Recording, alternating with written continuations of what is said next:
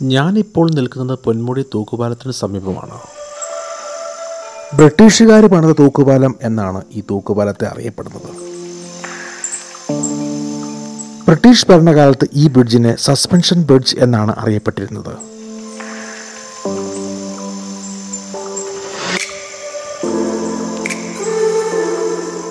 Ponmudi dam shutter തുറക്കുമ്പോൾ അതിലെ ജലം ഈ പാലത്തിനടിയിലൂടെയാണ് ഒഴുകി നീങ്ങുന്നത്.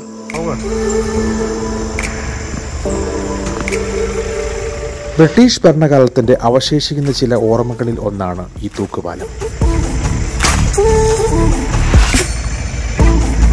ഈ പ്രദേശം കാണുമ്പോൾ ഭൂട്ടാൻ, നേപ്പാൾ എന്നിങ്ങനെയുള്ള സ്ഥലങ്ങളിലെ ഭൂപ്രകൃതിയുടെ സാമ്യം തോന്നും.